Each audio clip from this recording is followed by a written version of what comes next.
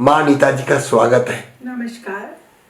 नीता जी, एक समस्या है कि सामने वाले से अपने कार्य कैसे करवाएं। हम कई कार्य स्वयं तो कर लेते हैं, कोई हमें कुछ कहता है हम कर लेते हैं, लेकिन जब हम कुछ कहते हैं तो सामने वाले पे कोई असर ही नहीं होता, वो कुछ करता ही नहीं जैसा हम चाहते हैं। वो जो करता है अपने मुताबिक ही करता है। सर्वप्रथम हमें ये बताएं कि हम अपने घर वालों से कैसे कार्य करवाएं। बहुत सुंदर। देखिए, ये एक मानसिक स्थिति है। सबसे पहले हमारे को अपने दिमाग में ये स्टेटस बनाना चाहिए कि हमें इससे ये काम कराना है। उसके बाद अगर हम उसको एग्जीक्यूट करते हैं, इसको कहते हैं सेल्फ एनालाइजेशन। पहले आपने अपने आप में उस कार्य को ले लिया कि आपने इस बच्चे से ये काम कराना है, तो आपको पता होना चाहिए कि वो बच्चा किस माहौल में होगा और तब काम करेगा, या वो पेरेंट्स किस तरीके की स्थिति में होंगे, मुझे उनकी तारीफ करनी चाहिए या मुझे उनसे बात मनवाने के लिए उनकी लेवल तक जाना चाहिए। वो सब ईमानदारी के या जैसा वो चाहते हैं वैसे कार्य मैंने किए हों तो वो मान जाएंगे, वो मना नहीं करेंगे। पर अगर आपका मानसिक रूप से आपने बैलेंस नहीं किया हुआ, आपने सोचा हुआ नहीं है कि इससे काम कराना है, तो वो नहीं हो पाएगा। तो सबसे पहली स्थिति है कि अगर आपको किसी से कार्य कराना है तो आप मानसिक रूप से उसका चैप्टर पढ़ लें, उसके बाद अपनी बात रखें, तो आप निश्चित रूप से सफल होंगे। जैसे कि अगर आप किसी बच्चे से बात कर रहे हैं, आपने उसको पाला तो बहुत प्यार लाड से है, अब आप चाहते हैं कि वो डिसिप्लिन में आ जाए, तो वो नहीं होगा।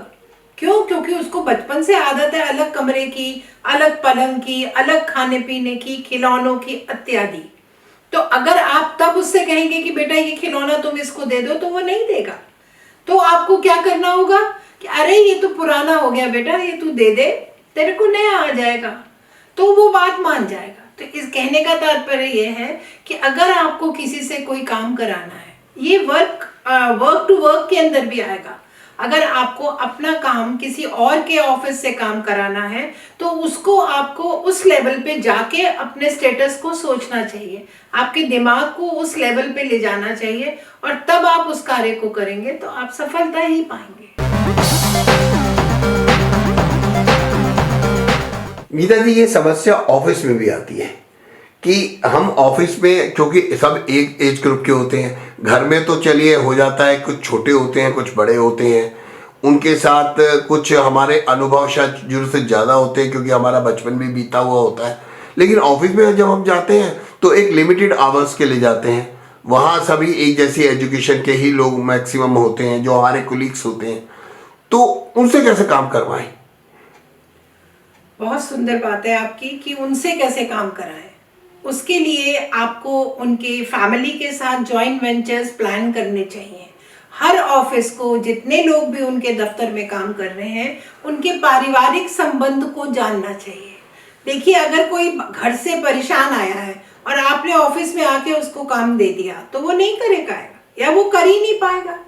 तो इसलिए एक राय है मुझे, अगर ऑफिसेज में इस चीज को लागू करना है कि आप दूसरे से काम कैसे कराएं, तो आपको उनके माहौल के बारे में जानना बहुत जरूरी है।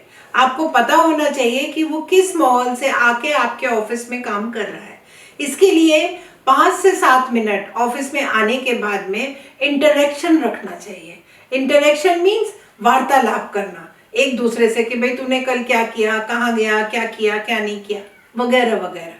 उससे आपको उस आदमी का स्टेटस पता लग जाएगा कि आज ये कूल है, आज ये गुस्से में है, आज ये काम करने के मूड में नहीं है। मूड भी एक बहुत बड़ी इंपॉर्टेंट चीज है। तो इसलिए अगर आप इन सब चीजों को दिमाग में कैलकुलेट करके प्रेजेंट करते हैं तो निश्चित रूप से आपको सफलता मिलेगी। तो आपको अपने कोलीग्स के बारे में, अपने सीनियर्स के बारे में, उनकी फैमिलीज के बारे में भी ज्ञान रखना जरूरी है, तो आपके ऑफिस रिजल्ट्स बहुत अच्छे आएंगे। नीता जी ने बहुत ही कम शब्दों में बहुत ही सुंदर बात कही कि आपको सबसे पहले सीमा नियंत्रण पता होना चाहिए कि सामने वाला की कितनी सीमा है, वो क्या काम कर सकता है और वो किस माहौल से आ रहा है और वो कितना टेंशन में है, तभी वो आप उससे उसके वर्क की 100% प्रोडक्टिविटी ले सकते हैं। अगर एक आदमी टेंशन में है तो वो आपको अपना 100% नहीं दे पाएगा। अगर कुछ लोग मैंने देखे हैं नीता जी अपनी लाइफ में कि कुछ लोग अपने एम्प्लॉयज़ के घरों के अंदर घुसते हैं, उनकी फैमिली प्रॉब्लम्स को सॉल्व करते हैं।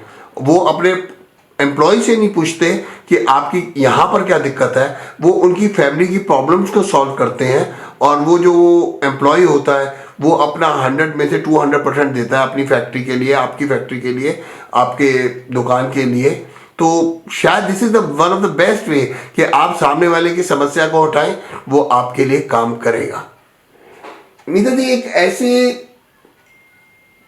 क्या माहौल बनाया जाए कि हम लोग सभी एक साथ काम कर सके, क्योंकि ये बात सही है कि हर आदमी अलग अलग एटमॉस्फेयर से आ रहा है। तो अब ऑफिस में, स्पेशली इन ऑफिस, घर में तो चलिए घर वालों की चलती है, लेकिन ऑफिस में हम ऐसा क्या एटमॉस्फेयर बना दें? क्या हमारे को रेगुलर मीटिंग्स करनी चाहिए? क्या हमारे को गेट टुगेदर करने चाहिए? क्या हमें अलग पार्टी वेंचर्स करने चाहिए ताकि हम एक दूसरे को समझ सकें, समझा सकें? क्योंकि हम अपने प्रॉब्लम्स जो है अपने दोस्तों के साथ मोस्टली शेयर नहीं करते हैं। हाँ, तो क्या ऐसे माहौल बनाया जाए मैम? देखिए, इसके लिए बहुत सारे तरीके हैं। हम किसी ऑफिस को चलाने के लिए अगर सब लोगों का कोऑर्डिनेशन मीट डेली के टाइम पर कोई एक टाइम निश्चित कर लें, शायद शाम के 4 बजे कर लें, चाहे सवेरे 10 बजे कर लें। देखिए, स्कूल कॉलेजेस में आप देखिए प्रेयर होती है, वहाँ आपका कम्युनिकेशन होता है, डेली की समस्याओं के लेक्चर सुनाए जाते हैं, उसी से सीखिए। वो क्या करते हैं, वो आपको पहले कूल डाउन करते हैं, आपके दिमाग को डाउन लाते हैं, आपको खुशहाल माहौल देते हैं। इसीलिए कहते हैं ऑफिस साफ सुथरा हो, खूबसूरत हो। इसका एक ज्वलंत उदाहरण है जापान। जापान में एक इतनी सफाई रखी जाती है, हर वर्कर को इतनी एक्सरसाइजेज और इतनी चीजों से निकाला जाता है कि उसकी ब्रेन टॉनिक फुल बटा फुल ऑफिस में होता है जब वो काम करने आता है, और इसी वजह से वो प्रोग्रेस कर रहा है। तो ये एक बहुत बड़ी शिक्षा है जो हमें उनके कंट्री से, उन लोगों से लेनी चाहिए कि जैसे वो लोग आपके खाने पीने का, आपके परिवार का, आपके माहौल में जितनी मदद हम कर सकते हैं हमें करनी चाहिए। अगर आप कर सकते हैं तो, अगर आप नहीं कर सकते हैं तो उसके साथ कम्युनिकेट करके उसकी समस्या को कम तो कर सकते हैं। अगर आप कम कर देंगे तो वो आपके ऊपर डिवोटी हो जाएगा, और डिवोटी होगा तो काम के रिजल्ट्स बहुत सुंदर मिलेंगे। तो किसी से भी काम लेने से पहले हमें उसके बारे में ज्ञान रखना बहुत जरूरी है कि वो किस स्टेटस से गुजर रहा है। नीता जी, अभी मेरे पास व्हाट्सअप आया है, मैसेजेस कुछ आ रहे हैं। एक क्वेश्चन आया है कि हमने सामने वाले की क्वेश्चंस फैमिली में भी चले गए, उससे बातचीत भी कर ली, गेट टुगेदर भी कर लिए, इकट्ठी फिल्में भी देख ली, हमने रेस्टोरेंट भी चले गए, सब कुछ चले गए, पर इसकी कैसे गारंटी पाएं कि सामने वाला मेरे मुताबिक कार्य करेगा? अब इसकी वो गारंटी चाहते हैं मैम। जी हाँ, इसकी गारंटी भी मिल सकती है, क्योंकि मनोरंजन ही एक साधन नहीं है भैया। उसके साथ इंटरेक्शन आप इस लेवल तक जाके करें कि उसकी आंतरिक भाषा खुल जाए, वो अपनी आत्मा से खुल के आपको बात बताने लगे, अपनी हर बात को वो डे टू डे शेयर करने लगे। तो उसके मन की आप जब जान लेंगे तो उससे काम आप बहुत अच्छे ढंग से ले सकते हैं। क्यों? क्योंकि आप उसकी आत्मा तक पहुंच गए हो। ये एक बहुत गहरी ज्ञान है। अगर कोई मनुष्य किसी को, दूसरे को जानना चाहता है तो उसको समझना चाहिए कि वो इंसान जो आपके पास आया है वो किस तो लेवल का है और उसका स्टेटस स्टैंडर्ड आप क्या रखेंगे। कई बार आप बहुत गरीब आदमी को भी बहुत ऊंचा उठा देते हैं, नतीजा क्या होता है, जैसे ही उसको 4 पैसे मिलते हैं वो हाथ झाड़कर चल देता है। आप कहेंगे कि जी मैडम, ये तो आपने कहा था कि इसको समझ लो और फिर इसको समझाओ। नहीं, तो ये बात आप वहां लागू करेंगे जहां आप मानसिक रूप से दूसरे को संतुलित कर सकते हैं।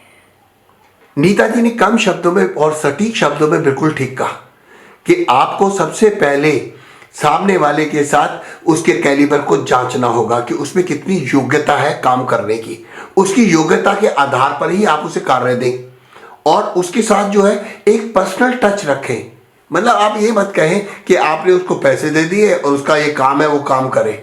वो काम में आपको 100% नहीं देगा, वो 70, 80, 90, हो सकता है 99% भी दे, लेकिन 100% नहीं देगा जब तक कि आप उसको पर्सनल टच नहीं देंगे। तो इसलिए किसी से कोई भी काम करवाना हो तो प्लीज आप उसके कांटेक्ट में रहें, पर्सनल टच में रहें और उसकी कैलिबर को जांच कर ही उसे कार्य दें। आप देखिए आपको 100% आपके मुताबिक कार्य मिलेगा। Thank you Nita ji, thank you so much.